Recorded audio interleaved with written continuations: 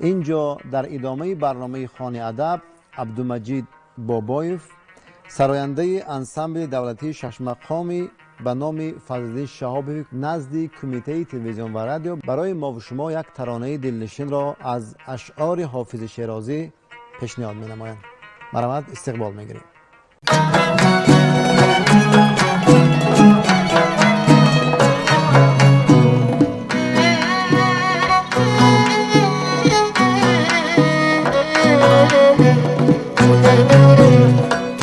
بنفش میدیه تو رای مشک سای تو تابی بنفش میدیه تو رای مشک سای تو پرده غنچه میدرد خنده دل شای تو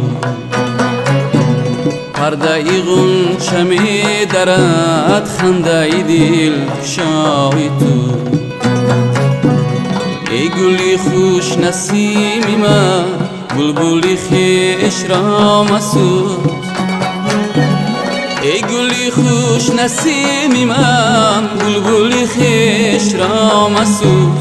کسری صدق می کند شب همه شب دعای تو کسری صدق می کند شب همه شب دعای تو یارم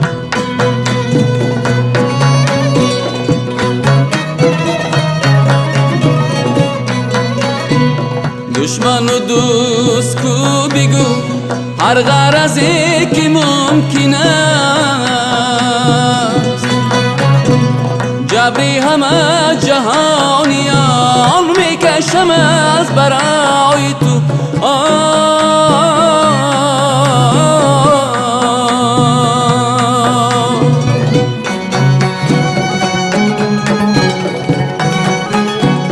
میره رو خسرشت من خاکی درد بهشت من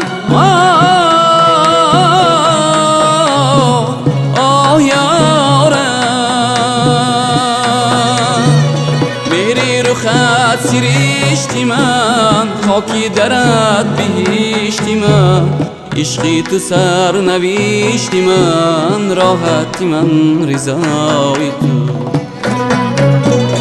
عشقی تو سر نوشتی من راحتی من رضای تو یارم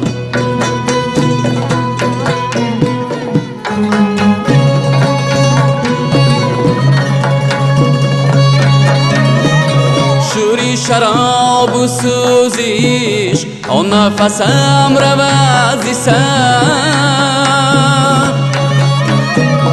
این سری پر هوس شود خاکی دری سرای تو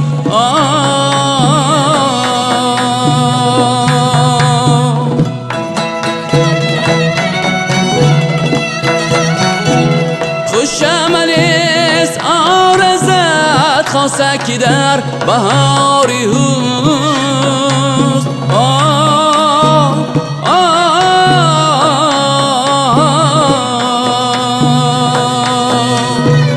خوشم نیست آرزت خاصه که در بهاری هست حافظی خوش کلام شد مرغی سخن سرای تو حافظی خوش کلام شد مرغی سخن سرای تو یارم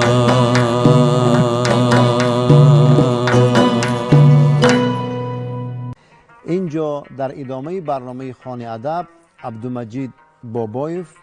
سراینده انسامبل دولتی شش مقامی به نام فضل شهابی نزد کمیته تلویزیون و رادیو برای ما و شما یک ترانه دلنشین را از اشعار حافظ شیرازی پیشنهاد می‌نمایند. مرحمت استقبال می‌گیریم.